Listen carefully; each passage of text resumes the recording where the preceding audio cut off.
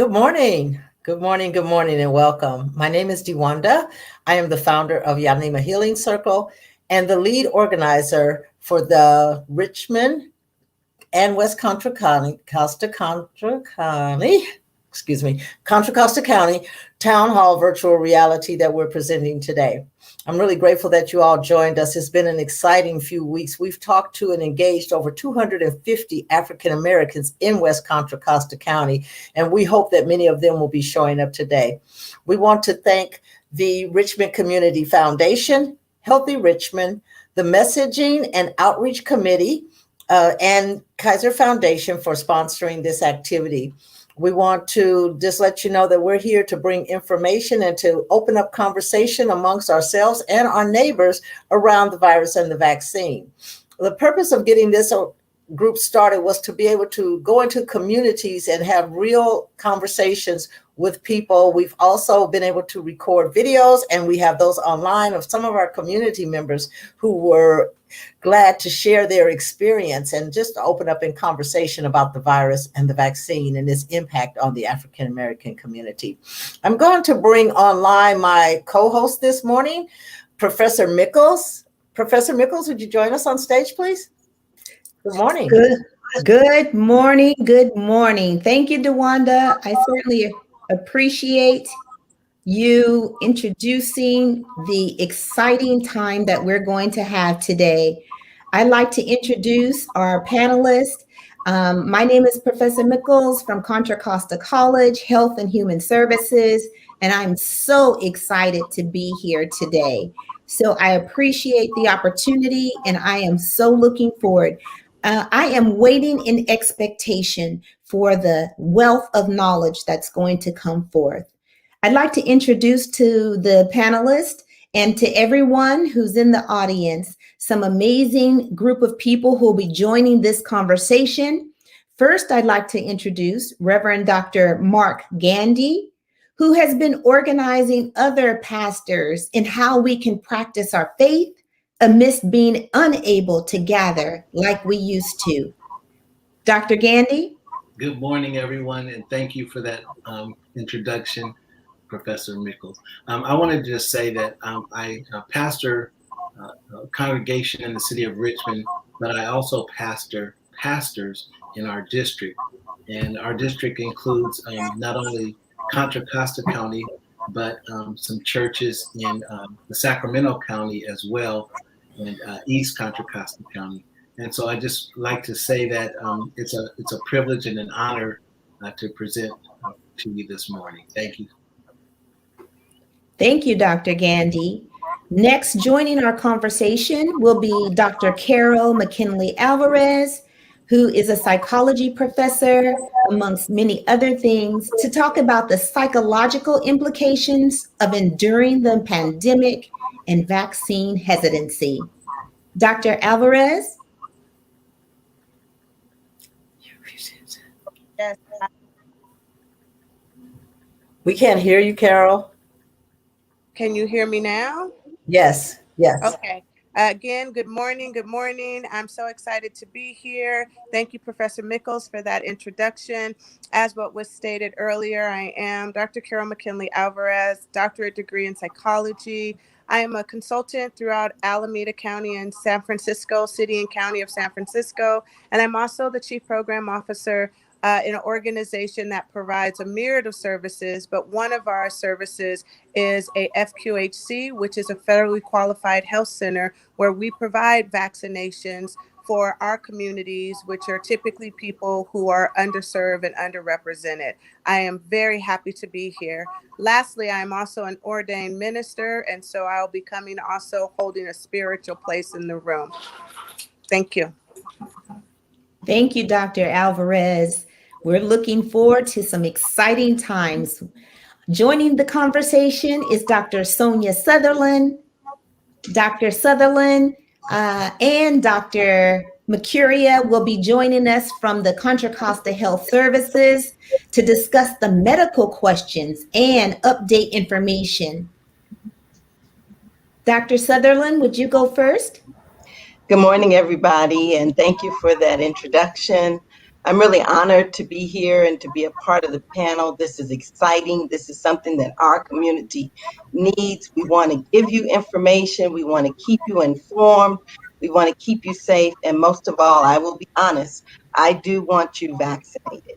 So we'll be talking about COVID, what it means for our community, and we're here to answer questions. Thank you again. Thank you so much. And Dr. Mekuria? Good morning, everyone. Thanks for the introduction and thanks for having us today.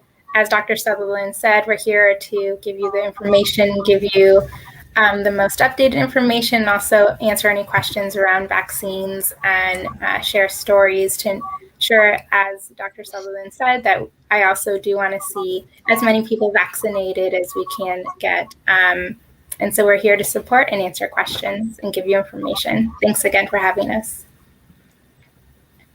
Thank you. I just want to let you know that you're welcome to drop questions in the private chat. We will be reviewing those and disseminating those to the appropriate persons once you do. So without further ado, we're going to get started because we have a wealth of information we want to share with you. I just want to thank everyone for saying yes.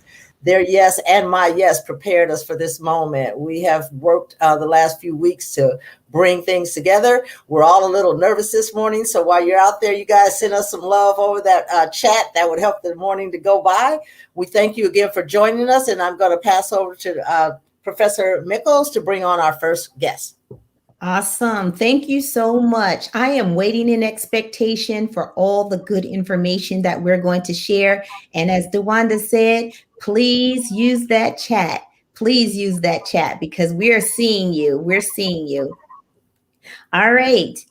The first part, what we're going to do is we're going to have Dr. Marc Gandy. Good morning again. So I wanted to just talk about how the pandemic has affected our worship and our gathering. Originally in March of 2020, like many of you, we were caught off guard. We were in a gathering in Fresno, California for our Northern California District Council session. And while there, we started hearing news and receiving updates on the best practices for worship. And it challenged us to act quickly while we were even in conference because we were in a church that was filled to the brim with people. And so returning to our various assemblies, we began to make strategic plans of how we were going to change the way we went to worship and how we would protect our membership. And so one of the first things we did at Miracle Temple is we formed a group, and I called it my re-entry group, because at that point we had decided that we would no longer worship in person, but that we would do virtual worship services.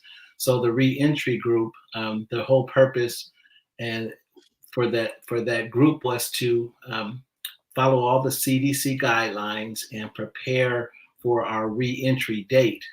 Little did we know it would be 16 months later. But in the meantime, what we did was we purchased all of the protective gear that was needed, the gloves, the masks for our group. We went from touchable soap containers and disinfectants to touchless. And we went from even our paper towel dispensers, we went touchless. And it's probably something that we should have done before, but now we were forced to do it. And so we did things like that, and we mapped out our entry and exit arrows in our spacing, in our sanctuary, in our corridors. We just did everything that the CDC recommended and things that we saw other businesses and other places of worship doing. And so then when we were able to re-enter the building, we were prepared, or so we thought. We're still tweaking our worship services. We did condense our worship services from going well beyond 2 hours to a 90-minute worship service. And we're pleased with all the changes that we've made. we already had a virtual presence, but we've had to enhance that because for a time we were only virtual. We did allow our worship team and our musicians to come into the sanctuary by themselves and be distanced to record the songs and things like that while they were away from us. And then we would cut that right into our message. And so we were able to do it pretty seamlessly thanks to our engineer who happens to be my niece, Sydney. And so we were able to do that. And we still do that to this day, except now our music is live. And so those are just some of the things that we were able to do. Awesome. Thank you, Dr. Gandy. There is a lot of things that we're doing differently these days. There is no longer business and church as usual. Do you have a response to what is the most difficult thing that you've encountered during this pandemic?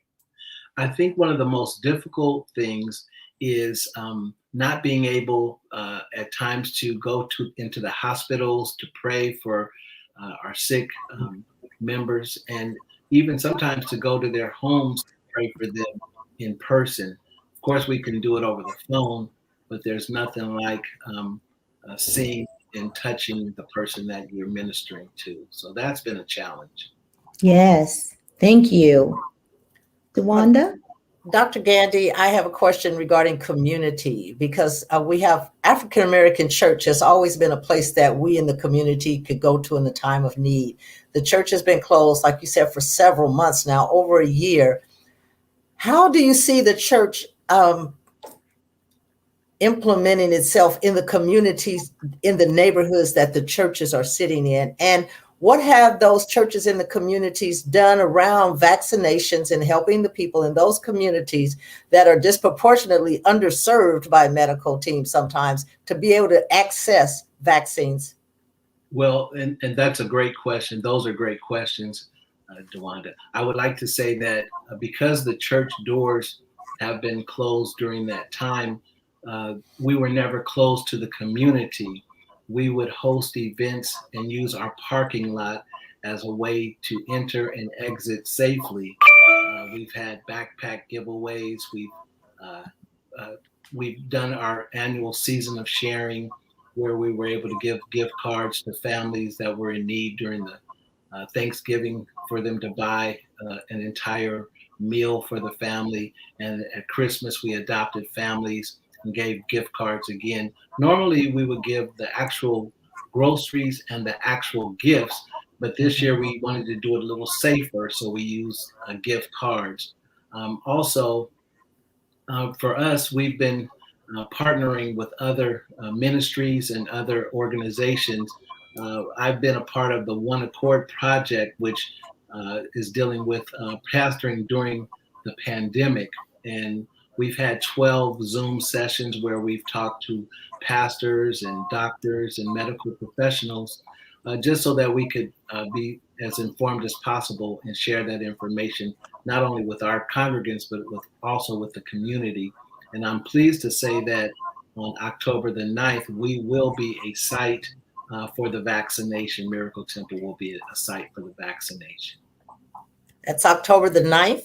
Yes, yes. Thank you. Can you give us your address and location so that people who are listening today can jot that down, and we'll go back and revisit that and also share it out on our Facebook page? Yes. Yeah. We're located at 2425 Cutting Boulevard, right on the main thoroughfare in Richmond. And actually from 12 to 2 today, we are also doing a backpack and school supplies giveaway. And each backpack contains a youth Bible for the children. Wonderful. One of the things that we've encountered since we began this process of getting the information out was that information isn't traveling very far. So that's why I actually give the address and location. That way someone out here can tell someone else, and we can share this information and we can become informed of what's going on in our communities. Thank you so much, Dr. Gandy. Back to you, Professor. Thank you so much. This is informative, isn't it, everyone?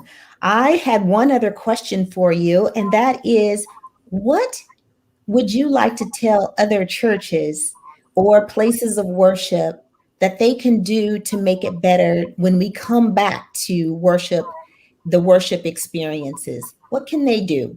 I would first challenge them to stay informed about any changes in the I guess in the levels that we're being assigned for, for example, orange or red or whatever those changes are, so that for their county that they're in compliance.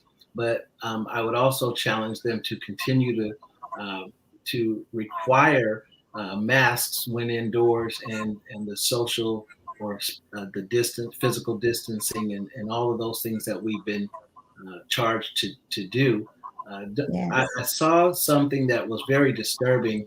There was a church that had a sign that says that they are a faith church, and no masks are allowed.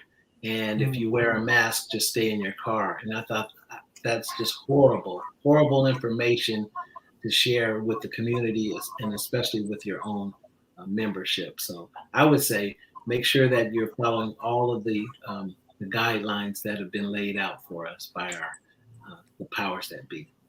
Thank you very much. So no matter what other people say, still wear those masks, right? Absolutely. Still awesome. Thank you. Thank DeWanda? you. Thank you, Dr. Gandy, so very much. I appreciate those last messages you just gave, that we practice being safe, we're maintaining the mask, cleaning our hands, and keeping our social distance, as the Delta variant is on the increase in our community and affecting younger children now. So thank you so much. Thank you. Thank you, Dr. Gandy. We are in for a treat as we continue to learn more and more about what we're facing in our communities today, and especially in the African American community. There are so many things that are going on. I'd like to bring Dr. Carol McKindley Alvarez to the stage. Hello. So I'll just say a couple of things and then field the questions. Is that okay? All right. Yes. So I just wanted to say, one, it's really important for us to recognize, not that we're not, but that there are so many psychological impacts to what we're experiencing with COVID-19.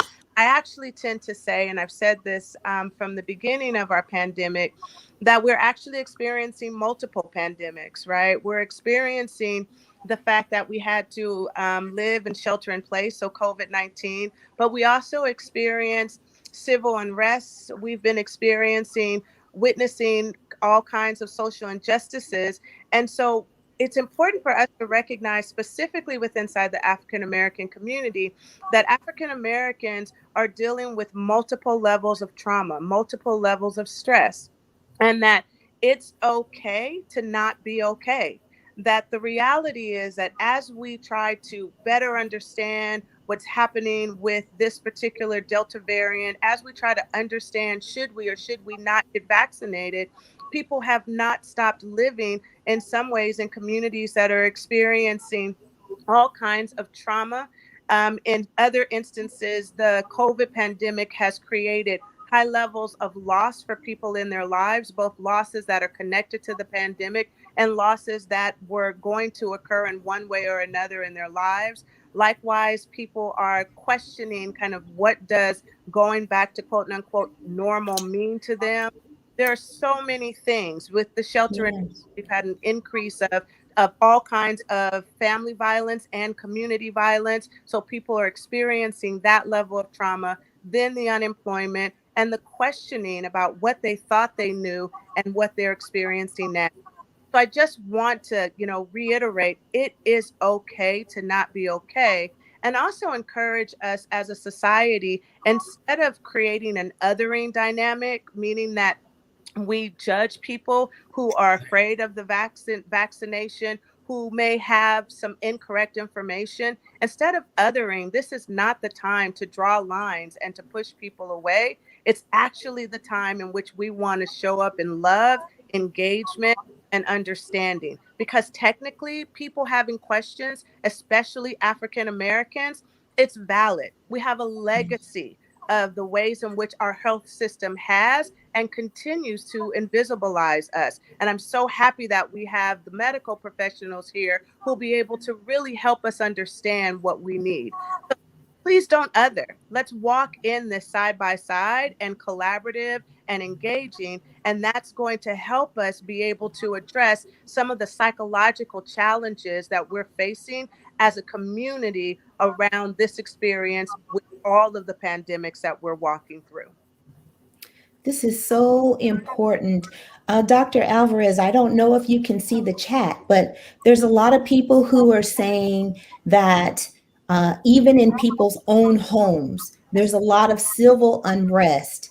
And do you have any thoughts about what families can do to ease some of the crisis situation that is going on? Do you have some advice or some information for us in that area?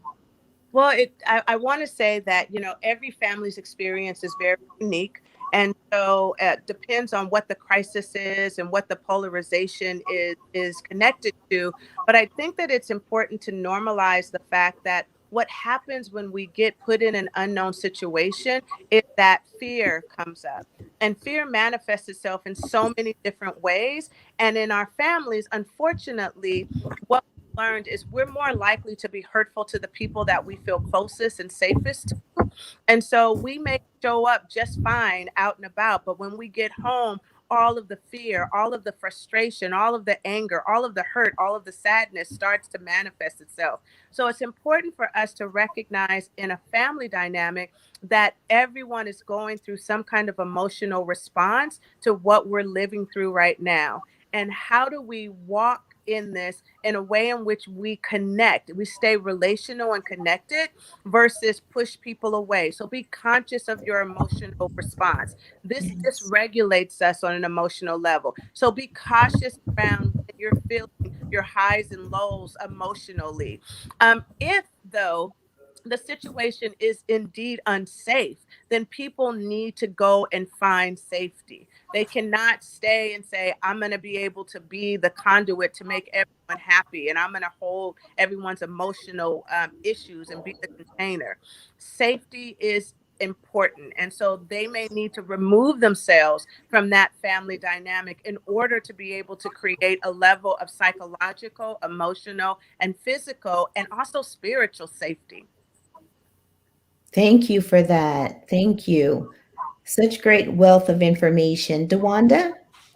Yes, Dr. Alvarez, you mentioned othering, and I've heard things being like they're vaccinated or the unvaccinated are continuing to pass this virus along.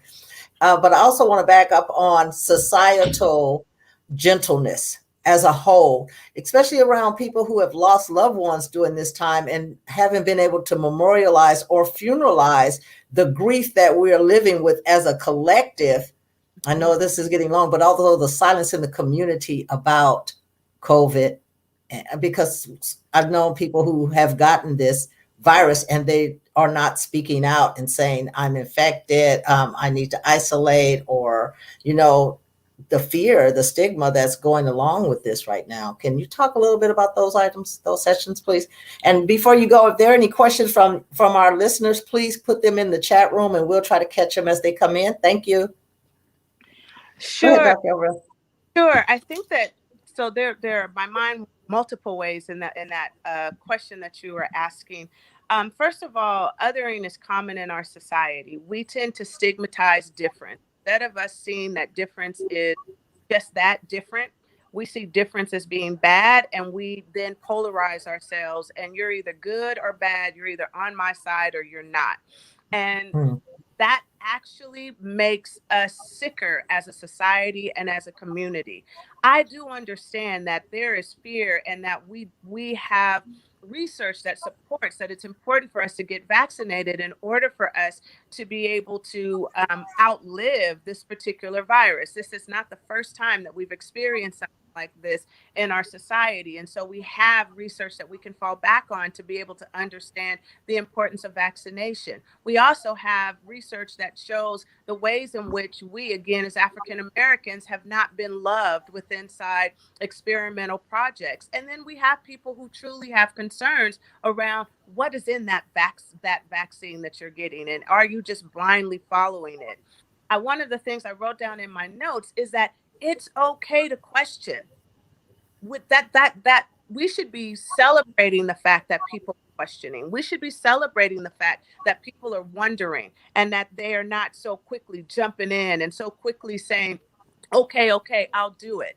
We should be celebrating that, because that means that people are being very critical in their thinking, and they're being mindful about how they're showing up and what is the long-term impact on their lives. So instead of othering them, we should be invited into critical conversations around, how do we know that this vaccine works? We do know. So it's okay to sit in facts. It's okay to have those dialogues, and it's okay to do it in a gentle way where you don't reference people as being ignorant or stupid or killing us or whatever it is. Yes, there are people that are out there who are intentionally doing things that are harmful, not getting vaccinated, purposely not wearing their mask, purposely being spiteful.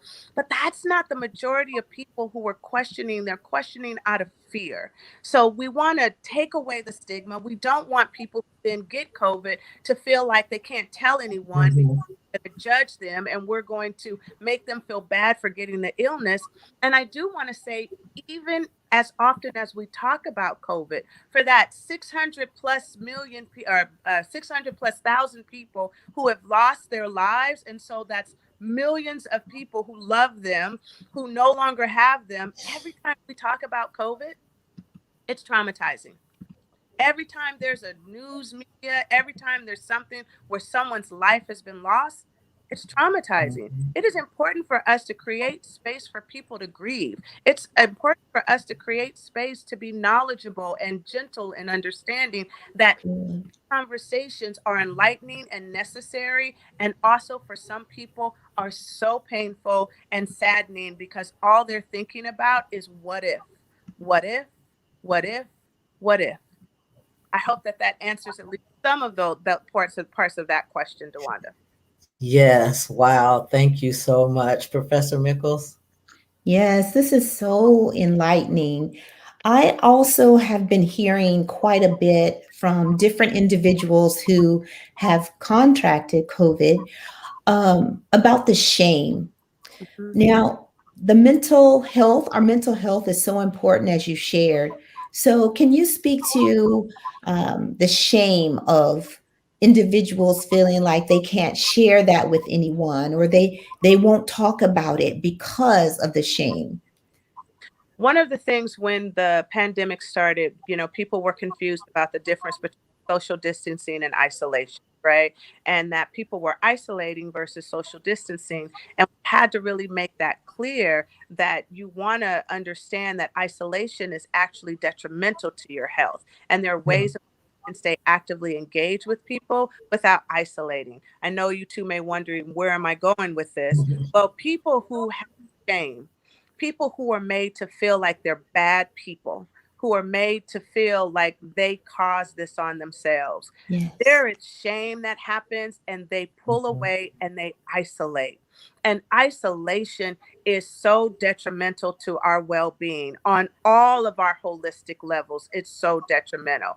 And again, it goes back to our natural tendency as a society to other people, to judge people, to think that we have a right to put a label on people and to make people feel bad, as if they did something to make this happen. And maybe they did go somewhere or do something, and they contracted it, and yet they're still not bad people. And if we can't show up in an empathetic, loving way, then once those folks get healed and they're no longer suffering with COVID, they will continue to suffer with the psychological injury of what it was like to walk around invisibilized and dejected during this experience. And it's not just them, it's not just the person who feels they can't talk about it, but it's their whole family. It's their community, that they all feel like they can't say anything because then someone's going to inadvertently judge them.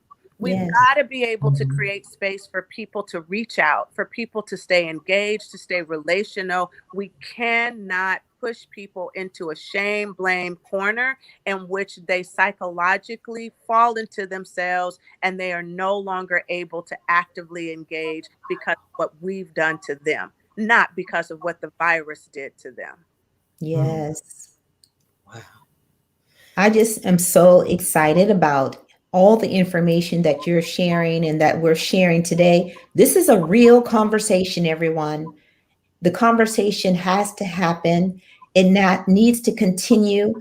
I've also heard that individuals feel like they are outcast. And with that, you've explained we are relational, but we still have to do things in a safe way. So we appreciate it.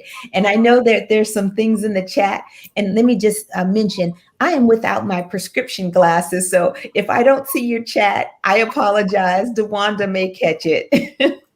So thank you, I'm everyone. looking. Yes, go ahead, DeWanda. Fast. But there was a question that came up. I didn't even catch the name, and I just got part of the question. Is there a way you can kind of guide Dr. Alvarez, parents and older adults to talk to youth and young people about the vaccine and the virus? And yeah, strategies to connect the younger group. That's from our family member, Alexis. Yes. So I think that there's multiple pieces there. One, I always believe that you're more likely to hear from your own peer than you are to hear from someone who is outside of your group. So I encourage peers, I encourage young people, because there are a plethora of young people who have gotten vaccinated. I encourage them to talk about what prompted them to get vaccinated. What does it allow them to do? What does it take away for them as about fear and confusion and all of those things? And also what, was there any symptoms that they experienced when they got the vaccination? I think for our youth, one of the challenges is that early on, what we were reporting was that the people we were really concerned about were our older adults, right? And that our younger folks, we were less concerned about them. They were less likely to contract it, or if they did, less likely to get hospitalized or die from it.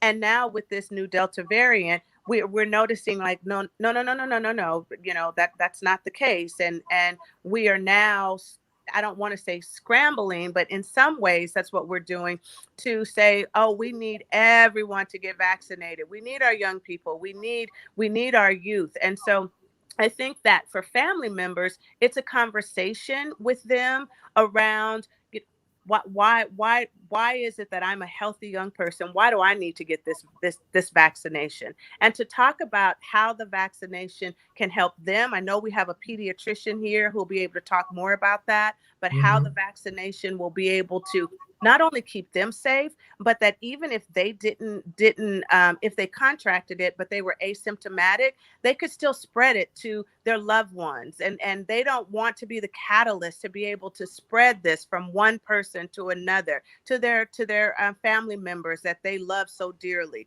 And so I think that that's the space that I would move into. One, having it be peer-based, and then parents actually having conversations with their children and not saying, you're going to do it because I said you're going to do it.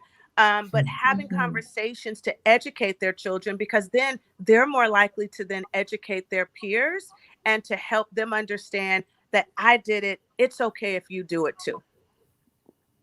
Thank you so much. Professor, do you have any other questions? Because I just caught that one. Okay, thank you so much. This is a reminder to everyone that this important town hall is, our hope is to provide vital life-saving information, right?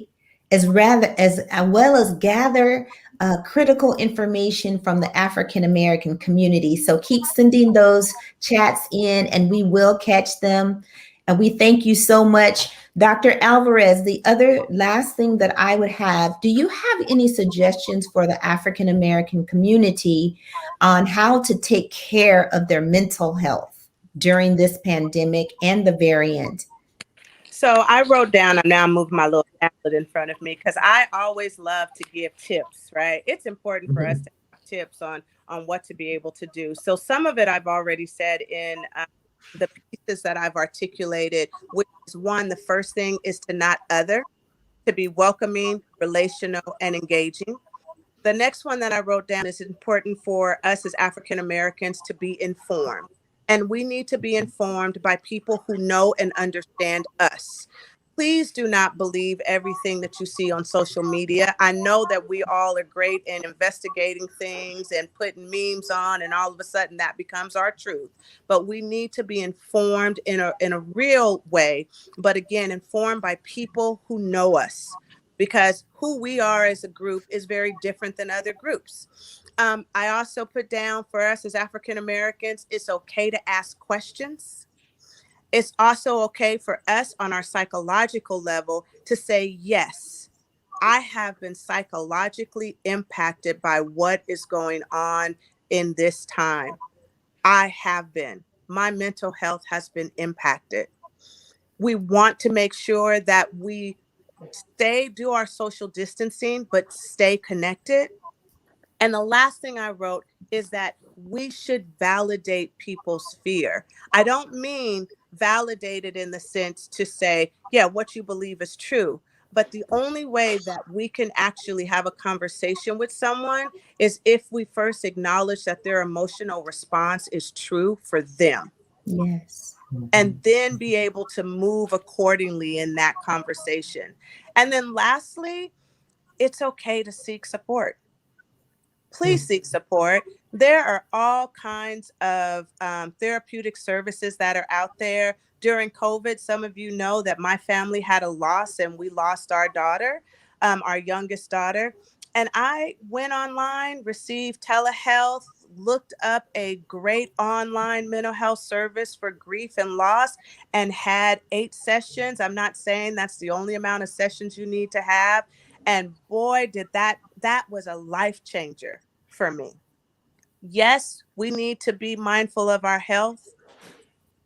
Use telehealth if you need to. Go online. But please, your mental health actually drives so much of your physical and other levels of your health.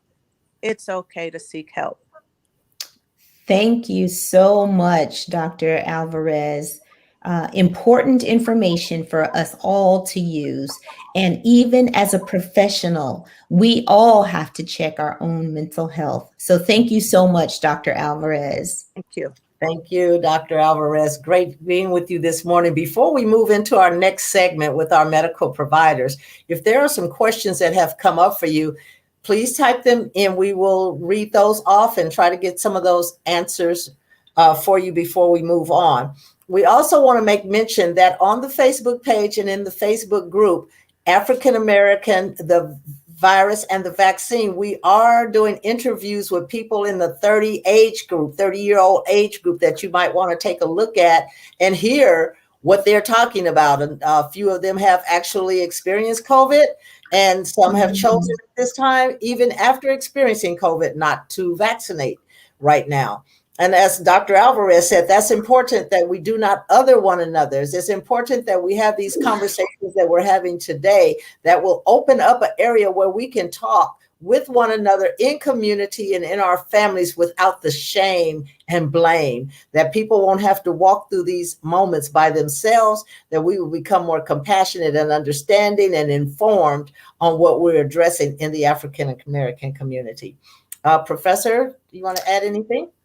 Thank you so much. Again, all I'm going to keep saying today, everyone, is that this is some powerful knowledge that we're sharing and that the panelists are sharing. I'm just so excited about what's going to come next. So thank you so much. So next on the panel, we will have Dr. Sonia Sutherland, and we will have, and DeWanda, you'll have to help me because my computer decided it wanted to go right or left. Okay. We're going to bring Dr. Sofe online, also with Dr. Sutherland. Dr. Sofe is a pediatrician, and I am so glad that she showed up. Contra Costa Health Services, we put out a notice that we wanted some medical professionals here. And I had considered highly how important it was for us to have a pediatrician, because as Dr. Alvarez mentioned, when we started this pandemic, we were looking from the elderly and then working our way down. But now we know that it's important that our children are protected. So she's going to talk to us a bit about what they have heard as herding. When we're around young children, how us being protected and vaccinated can help save a young child from being hospitalized, as we see that is the Delta variant is increasing in our young people. Dr. Sutherland is with the adult medicine, and she's going to talk to us. They have some visuals they're going to share with us. Please input your questions, because this is very important information and a good space to have your questions answered today. One of you want to start? I'm not sure where you want to start, but it's on. You're on. Thank you. Thanks for the introduction. I will start. Me and Dr. Sutherland have slightly different slides that we're working together by answering questions and reviewing. Is the slide showing? I'm not sure. Oh, there you go. Okay, thank you. I wanted to just start with a story. I find stories are helpful in my story in terms of why I chose to get vaccinated. I am a pediatrician, as mentioned, and as a pediatrician, a lot of what we do is prevention for future disease and prevention for children and youth as they are growing older. And so the vaccine for me was a prevention as I saw other vaccinations. And so I got it pretty early, and not only to prevent myself from potentially getting COVID or severe outcomes if I were to get COVID, but also as a way to protect my loved ones, the patients I saw, my community as well. And so for me, I share my story often with my patients too, and kind of my experience with getting the vaccine and how it was, it is a safe and effective vaccine, and we've seen the studies and research. And for me, it was a pretty easy thing to get, and with minimal side effects. So and really none at all. And so I like to share that story of just before we get started about why I chose to get the vaccine. And I know a lot of people have different reasons why they choose to get the vaccine, or maybe haven't yet. And we're here also to give a lot of information to, help that dissolve some of that misinformation out there. Next, the slide. But, I'm just going to talk a little bit about just the general statistics in our Contra Costa County with the Delta variant, and then COVID in children, and how to protect the children within our county and your families as well. Next slide. We have been seeing, particularly because of the Delta variant, increases in COVID cases and within Contra Costa County, the Bay Area, and California since we started to reopen in June, which could have started the slight increases, but really the increases recently has been pushed because of the Delta variant, which is much more contagious than the previous strains of COVID-19. In the past 2 weeks, there's been over 3,600 cases of COVID-19 in our county, and the Delta variant is by far the predominant strain that we're seeing in the county. Next slide.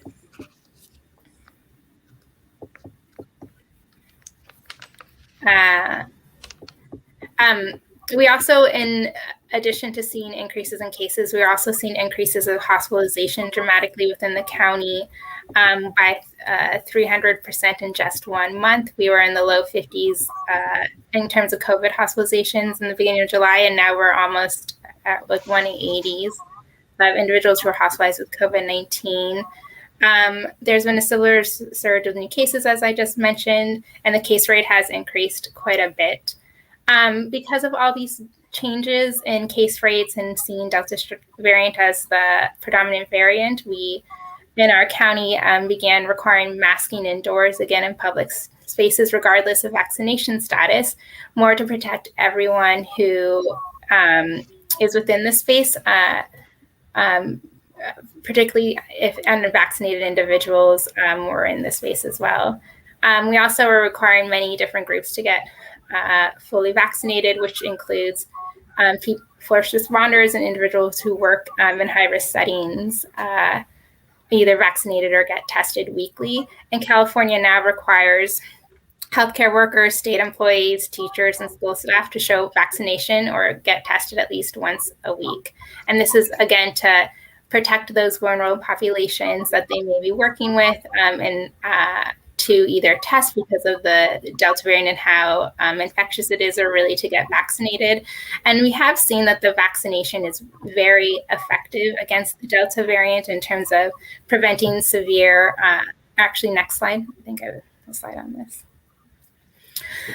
The Delta variant, as mentioned, is surging, and vaccination is more important than ever. And there's a couple of reasons. The vaccinations that we have out right now are very effective in preventing severe illness, hospitalizations, and death, and effective, although some people may get what we call post-vaccination infections. So after vaccinating may get a case.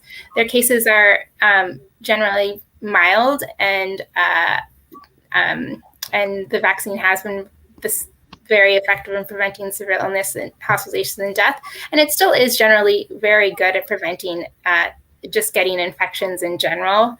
But it's slightly less effective than we originally thought with the other strains. But as I'll show you in 1 second, the current surge that we're seeing in cases is in predominantly unvaccinated population.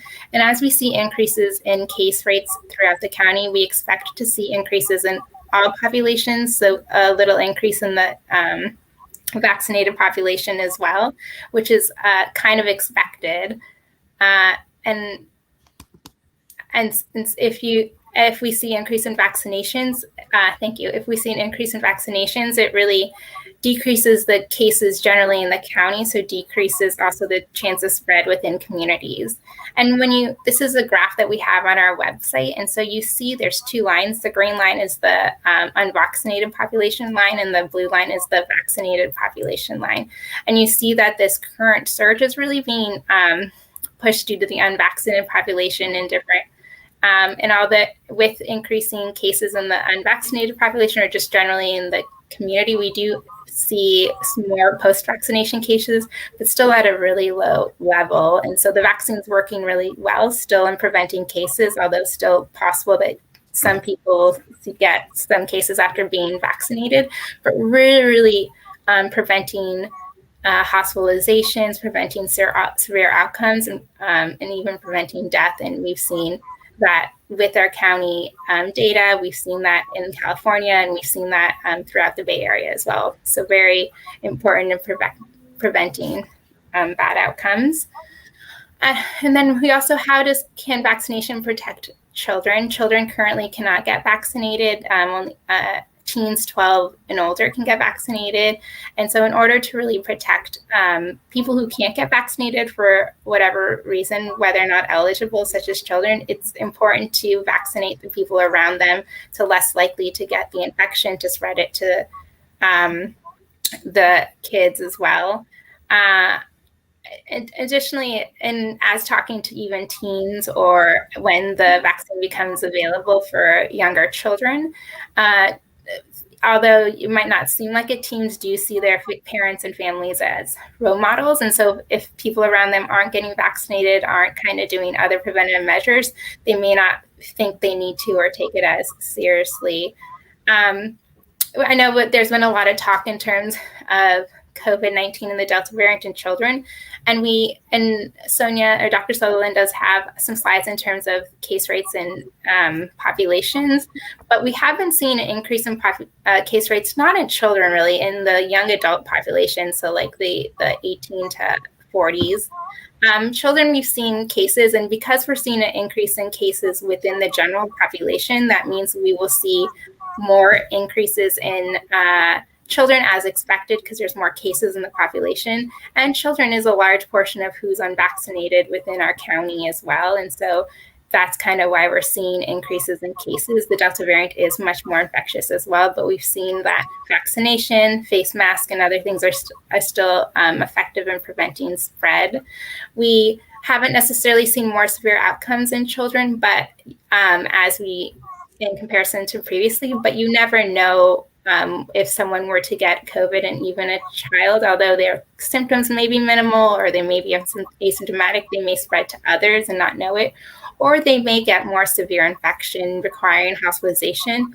Additionally, there's another syndrome called multi-inflammatory syndrome in children that, although adults may get, it's more common in children. It is still pretty rare, but it is possible that after a COVID infection, even if mild or asymptomatic, a child will, in a couple of weeks, 3 to 4 weeks, may get this multi-inflammatory syndrome in children, which is essentially a response to having the virus. They're not infectious at that time, and they can get pretty sick and need hospitalization from that.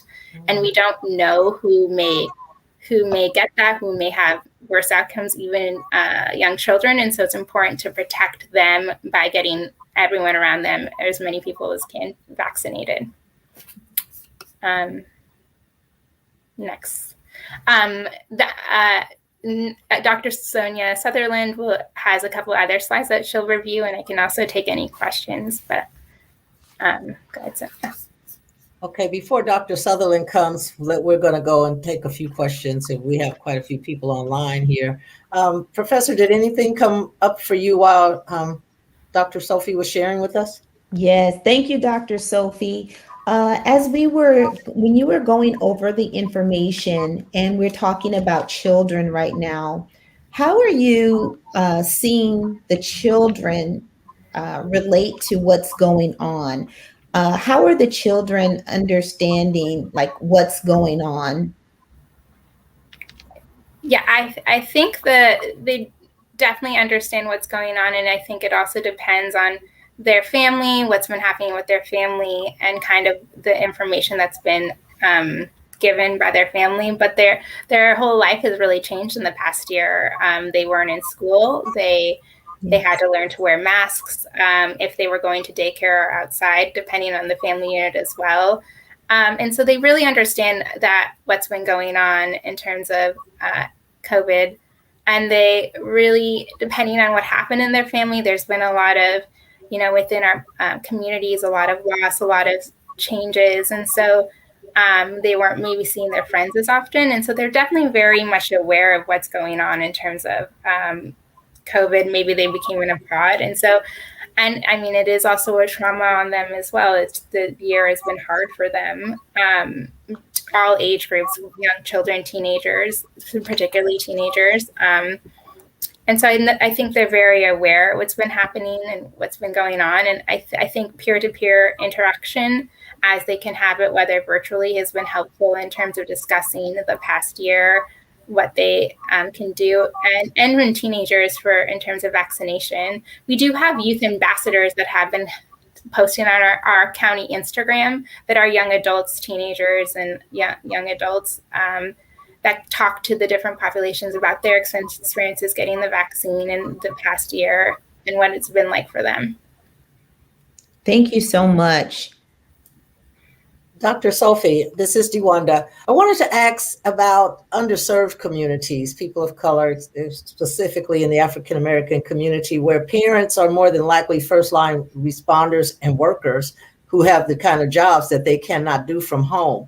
Other than being in and out of your house all day and you're vaccinated, knowing that the vaccination does not prevent us from contacting COVID, what more could we do to protect our children that have to go into daycare centers with maybe people who aren't actually taking the vaccine, but we have to go to work? So what are some of the suggestions you would consider giving to some family members who aren't able to work in their homes and have to take their children out? They use public transportation and all these things. And they tell us that young children under 5 or 4, they don't have to wear masks. What do we do to kind of cover our babies?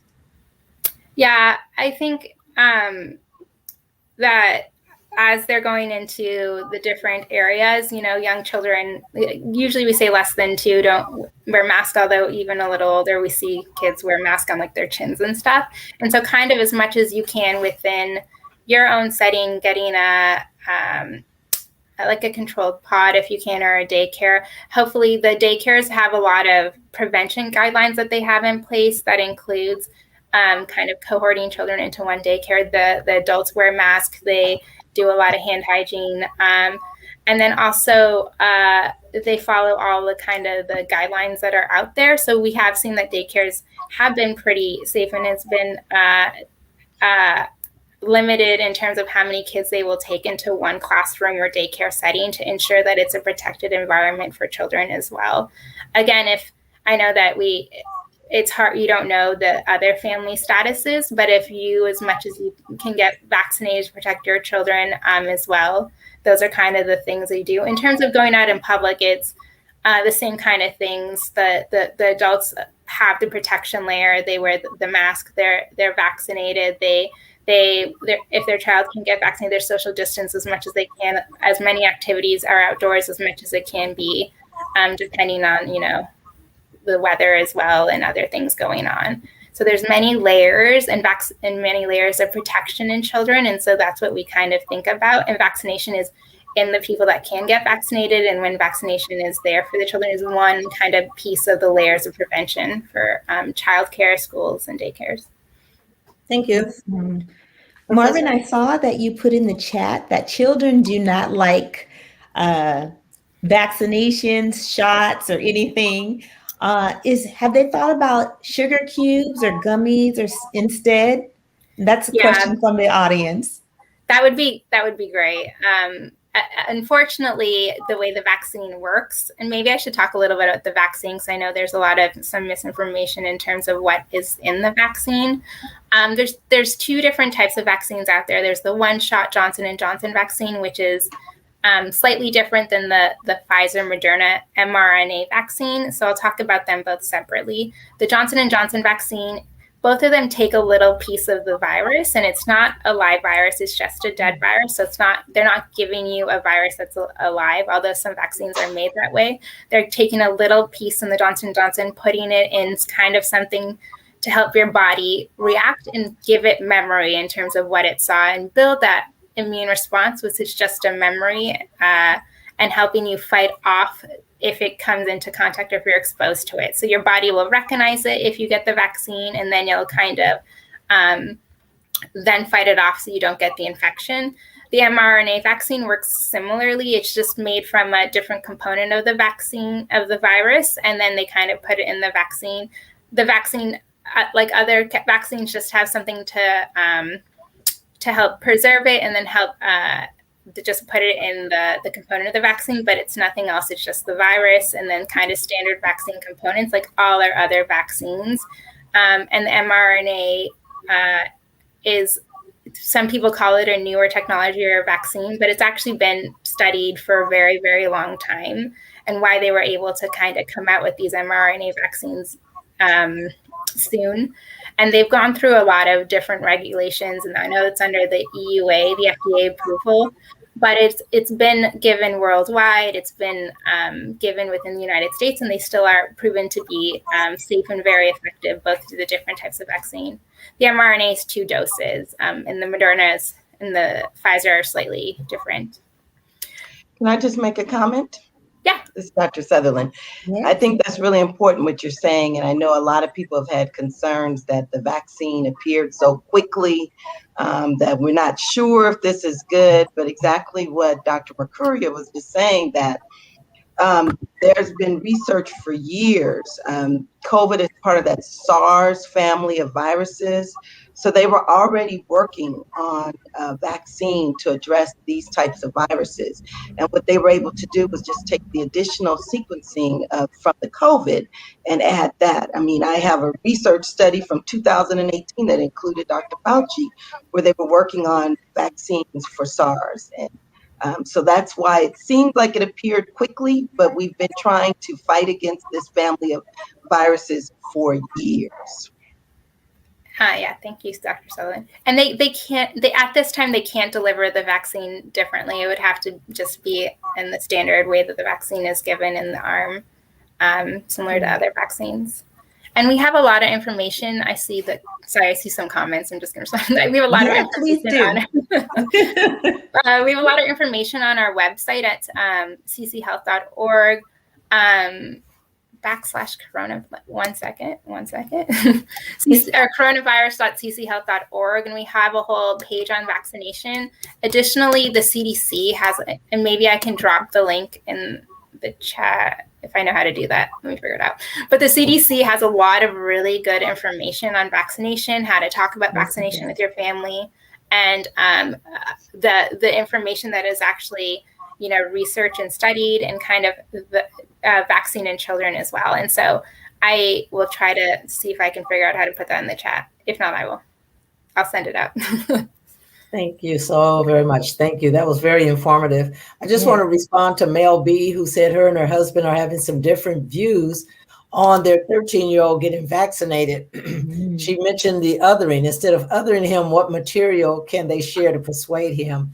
Dr. Alvarez mentioned that being peer-to-peer is really helpful with young people, and also modeling within your family system. I think also it's important that you listen to your child's concerns, and maybe you and the father, your husband, have conversations before you approach your child with that conversation, so that you will be on the same page and he won't have differing thoughts on it. Maybe that'll help. That's good. Dr. Sutherland, are there any more questions that are for Dr. Sofe, Professor? Yeah, I don't have another one right here, but I'm sure they'll come back because they're tag teaming. So thank you so much. As you tag team, we'll jump right back in, and we'll have questions for both of you as well. And Mel B said, thank you so much. Of course. Ready, Dr. Sutherland? Oh, yes, thank you. I've really been enjoying all of the information that's been shared today. And I was particularly struck by, it's okay to not be okay. And one of the things that I wanted to share was my own story about being vaccinated, because like I said, I'm really supporting, and I really want our community to be vaccinated. But I have to confess that I was vaccinated on December 15th, the day that we started vaccinating at Contra Costa. I was one of the first 4 doctors to be vaccinated. And when they called me a couple of days before starting and saying, Dr. Sutherland, will you be one of the first ones to be vaccinated? I have to confess, my medical degree went out the window. Everything that I know about health and science, I stopped for a moment and I paused. So I really understand how people can stop and pause and think, is this safe? Is this something you can do? But it was just a moment for me, and I made the decision to be vaccinated for 2 reasons.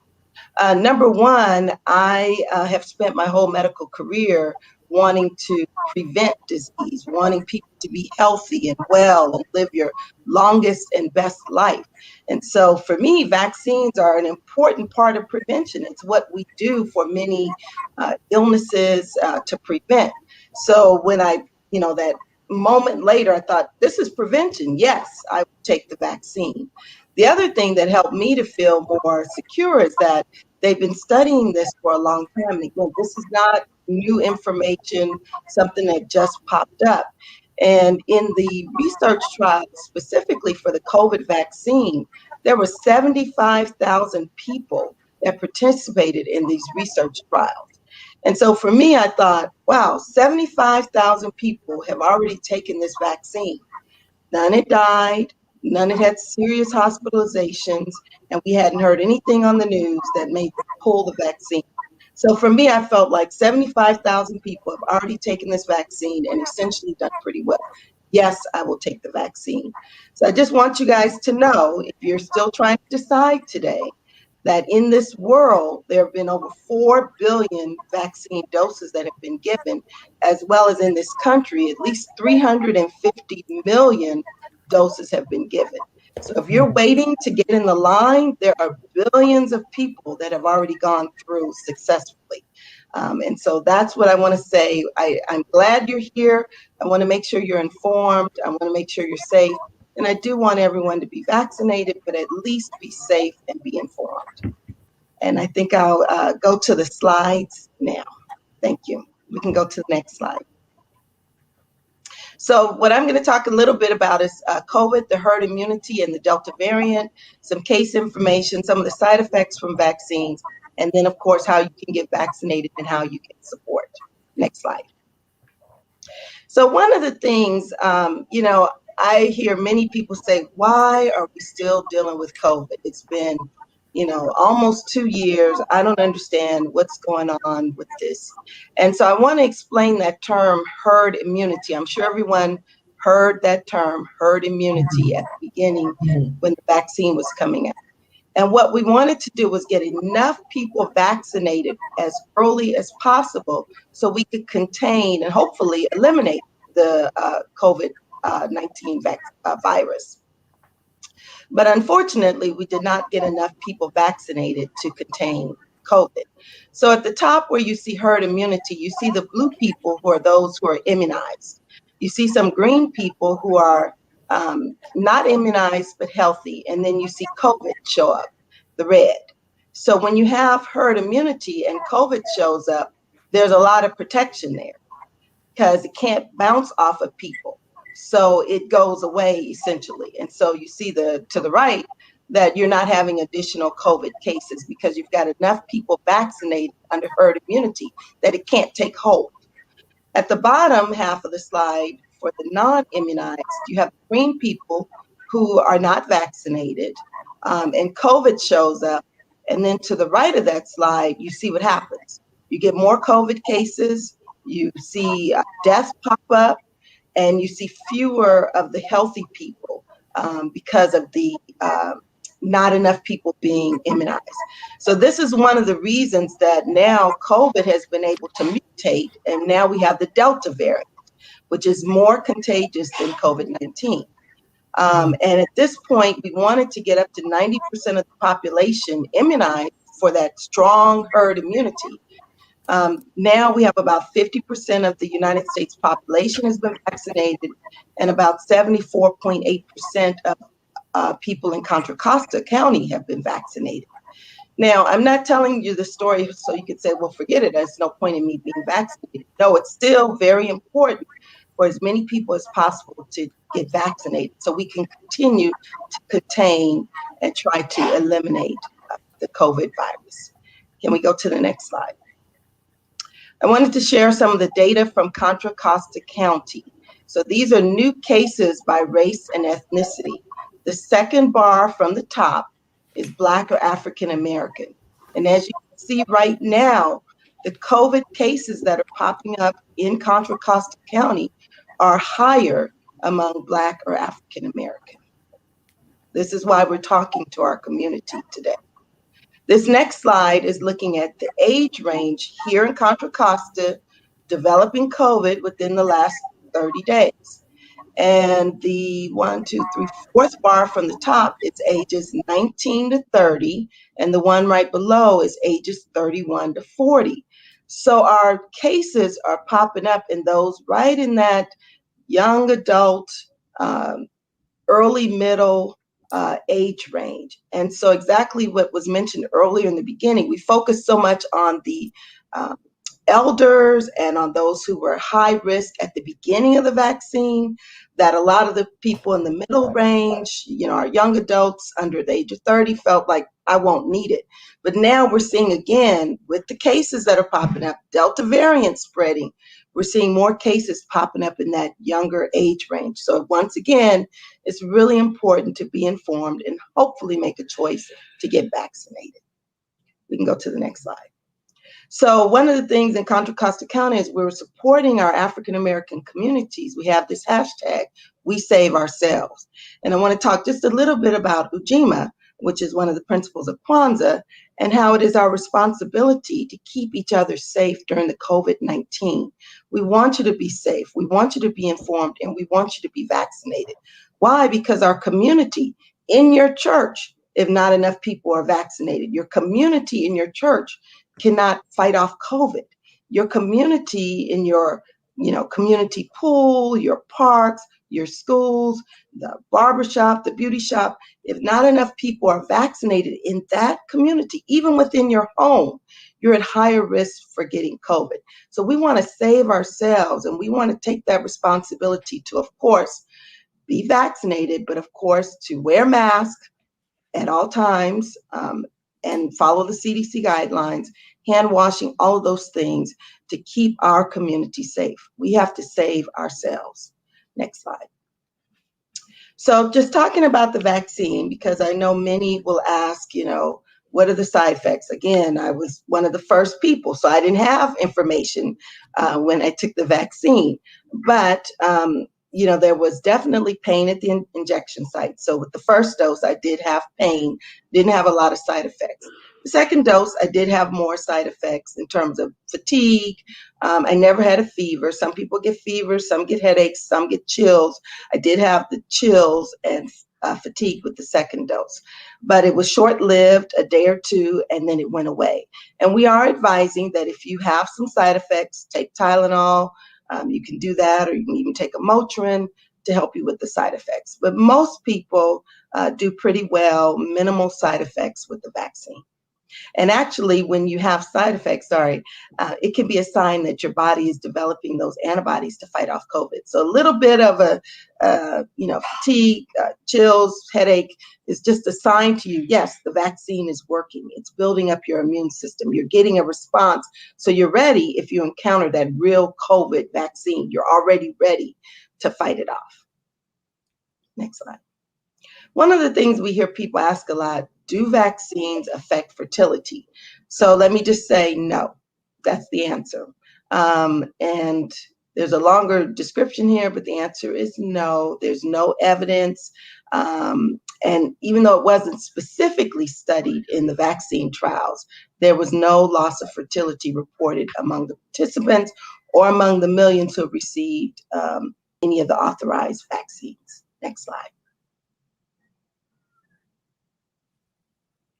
And also another important topic is pregnancy and vaccines.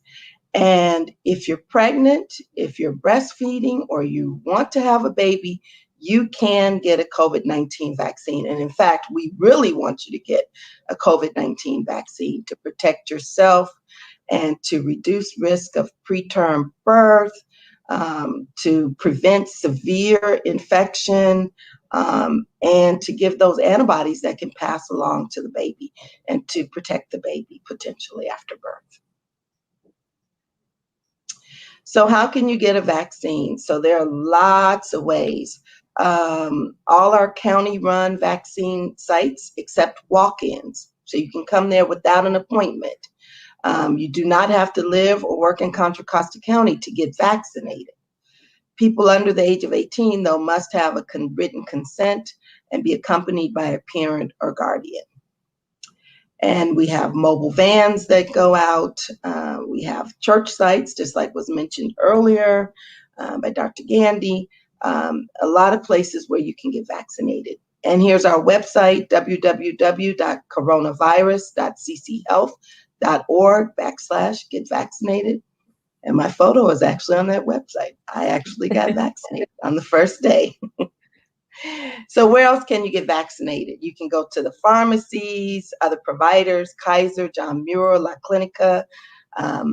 Our mobile teams are partnering with faith-based organizations. Again, we heard that earlier today, community-based organizations, and our business community to host clinics throughout West County. Homebound people can even request a home vaccination by visiting our website or calling our appointment line. Next slide. Again, here's some information about our mobile vaccine vans, and the vaccines are free. And then again, you can access this through the website, and usually comes within 1 week of request. Next slide. Sonia, can I, Dr. Sutherland, Can I just mention one thing about that service? Yeah.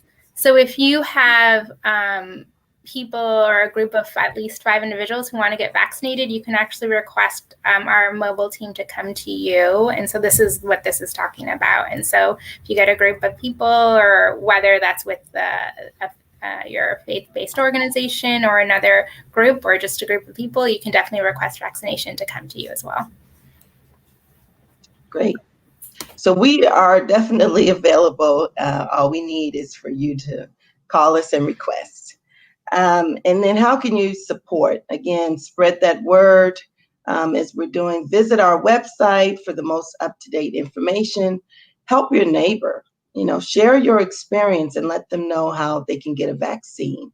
There's the Helping Hands referral program, which you'll see here on our website.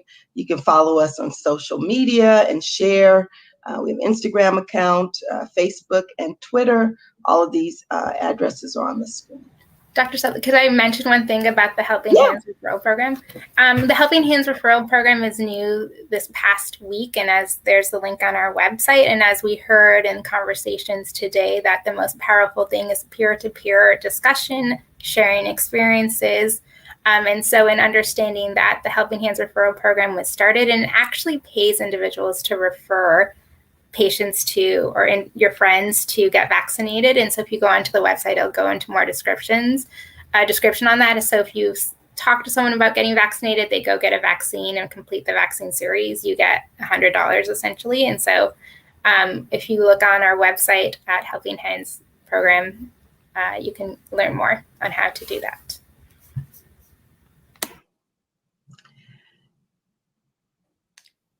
I want to thank Dr. Sutherland. This has, again, been so informative. I want to just say thank you for sharing your personal testimony of your change in mind.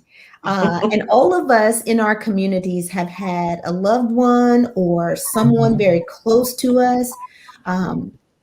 Lack of knowledge, right? And you're a medical doctor, and yet in our communities, there's a lot of misinformation that's going on. I saw something on TikTok, and I'm just so annoyed with all of the false information that's coming up.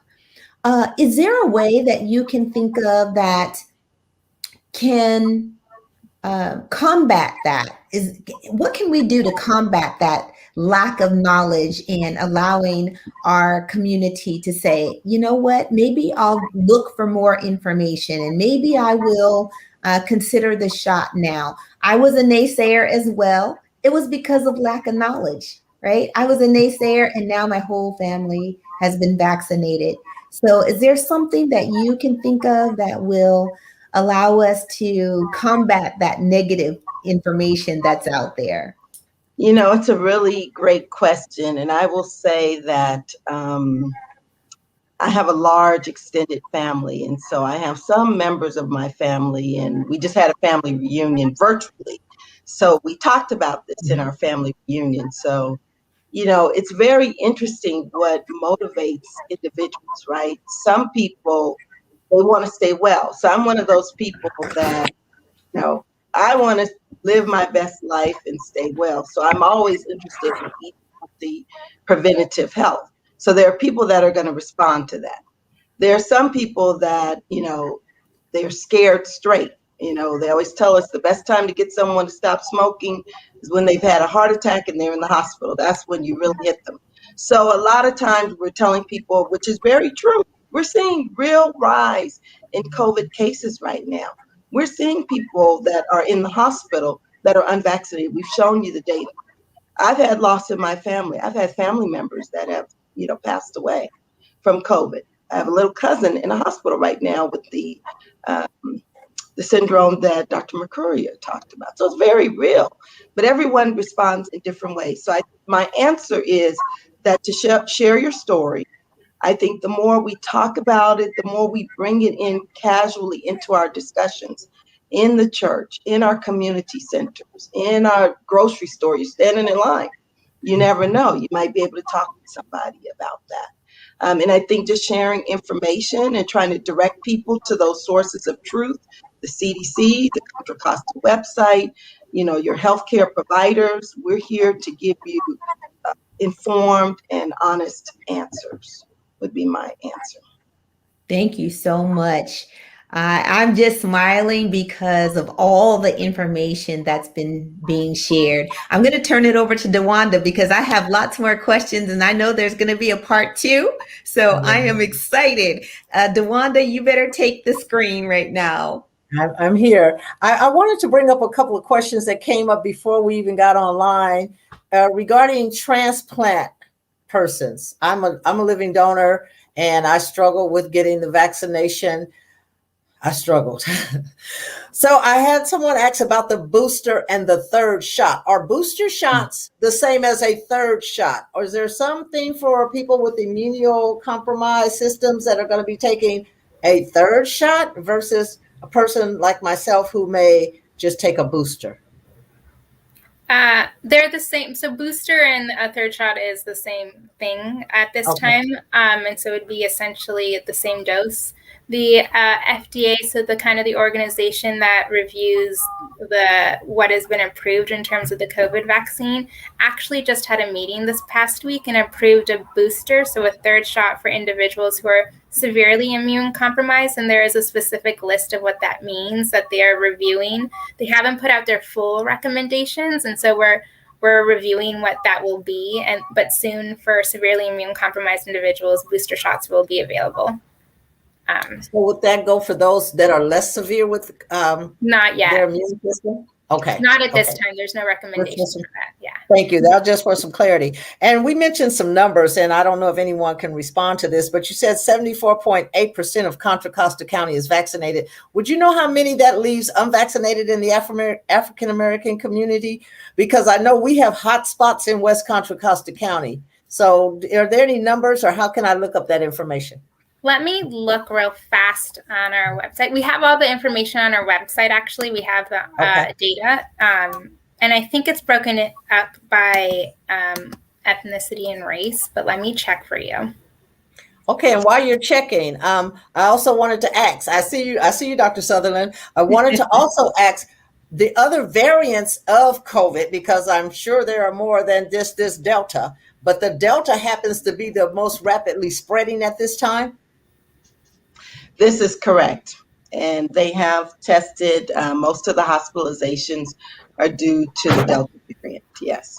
So I think we've had other variants along the way. This one has just taken hold. It may not be our last variant. Again, one of the things I would like to say is that, we are learning all the time as we're going along. And, viruses have always been very tricky to treat. This is not something new. That's just a reality in health and science. And so, again, why we want to get most people vaccinated now, while they've introduced now this third shot or the third dose or the booster shot, which is all the same thing. And that's a really great question. That's one of the things that's been a little challenging, I think, because sometimes things are said in different ways by different people, and it gets everyone a little off track. Like, am I getting a third dose? Am I getting a booster? Is this, what happens if I had Johnson & Johnson? Is it now a second dose? So it is a little bit uncertain. So definitely checking in with your own individual provider, your doctor, and just making sure for your particular. But yes, we want to try to get more people vaccinated to see if we can eliminate. Again, COVID shows up in those rooms, and when there are a lot of people who aren't vaccinated, it has, a party, a field day, whatever you want to say. And so right now we're dealing with Delta, which has 1,000 more particles. COVID would spread to 2 or 3 people. Delta can spread to 5 to 9 people. It's just more, it's stronger. I mean, we're in a war, if you will. The virus is toughened up. It's, and so we have to toughen up ourselves and do everything that we can to stay safe. And really wearing those masks. I know a lot of people, I'm tired of wearing a mask. Well, I would be really tired in an ICU. You know what I'm saying? So let's do what we can.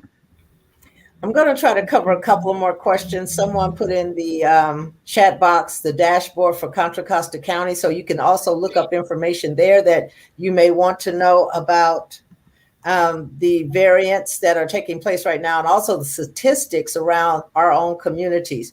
Al Long asked the question, how long after one has contracted COVID-19 virus and no longer experiencing symptoms or has received a negative test, do they need to wait before being vaccinated for the first time? No. Yeah. Do you want to answer? I can answer, sure. If an individual tested positive for COVID-19, they only have to finish their isolation time. So it's, there's depends on if they had symptoms or not, but if they're improving at least 10 days in isolation, after they completed their isolation, that they can get vaccinated immediately after. There's no wait time. So I usually just tell people about a couple of weeks. But again, check in with about 2 weeks. And I want to add that a lot of people ask us that if they had COVID, why get the vaccine then? Because they've had immunity. We've actually seen in studies that although you do mount an immunity after you've had an infection, it's not as strong as the vaccine immunity that you mount. And so we definitely still recommend vaccination even if you've had COVID-19. And again, just to say Delta. I'm sorry. I just wanted to say Delta is a lot stronger, more contagious. So you're going to want extra protection. You may have had it, like she's saying, it's not enough. Get that vaccine so you have a stronger resistance against the Delta variant. Yeah, I was going to say, I heard that in the 30-year-old group when they told me, well, I've had it and I have this antibodies in me. Why should I have to take it? So you just responded to that. Thank you. Another quick question. So should we get a flu shot and a booster? Or do we take one or the other or both? Or how would that impact our bodies, taking both of those? It's safe to take both. And we gave a lot of flu vaccines last year. And as we were starting to get the COVID vaccine on board, we will be offering flu vaccines once available at some of our vaccine COVID sites. And so you can definitely get both. I would recommend both. Flu is definitely we see a lot of COVID right now, particularly with Delta, but flu can also cause severe outcomes. And you can get both at the same time, would cause even more severe outcomes. Okay. And then one more before we leave here. The COVID impacts persons with underlying health conditions pretty severe, correct? So when we're talking death of a person who has COVID, do the majority of the people have underlying, or is it both sides? Would it be equal with persons who don't have underlying health conditions as well as those who do? Would the numbers kind of be close to the same, or? I would say that I don't have a specific number. What percentage of people who died from COVID had no medical conditions versus people who died from COVID who had, severe or what we're calling high risk factors. But I would say generally what we have experienced is that people who have underlying medical conditions, who are sicker when they present, have had a higher death rate. It doesn't mean that a healthy 25-year-old has not died, because they have. But generally, people that are more medical conditions, older, or have had a higher risk of death. I don't have a specific percentage. Thank you. And I wanted to say, just in the African American community, I saw a statistic of around 59%. We can check our website in terms of being vaccinated. So again, not getting enough people vaccinated to help to ward off Delta. Yeah. Thank you so much. We have lots of questions popping up here, but we're out of time, everyone. We've scheduled for an hour and a half. We're just going to have to invite everybody back. But Can I answer the last question? Do you mind? I feel like with the shot, can't you still catch the virus? Do you mind if I answer that? Go right ahead. It was with the shot, can you catch the virus and die? So with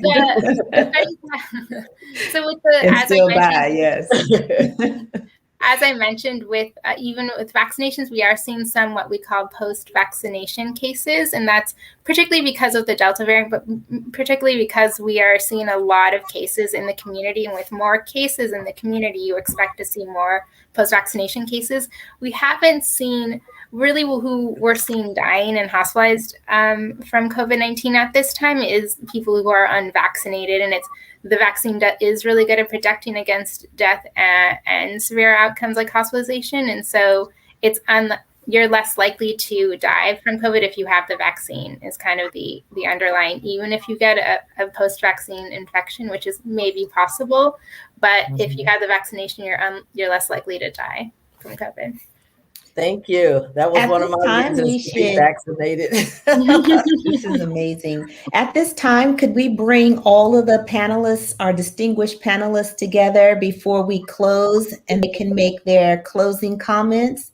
I know we're out of time, but I'm sure the audience wants to hold for just a little bit so that we can close with those closing comments that you definitely want to hear. We can start with you, Dr. Gandy. Okay, thank you. I was just going, can you hear me?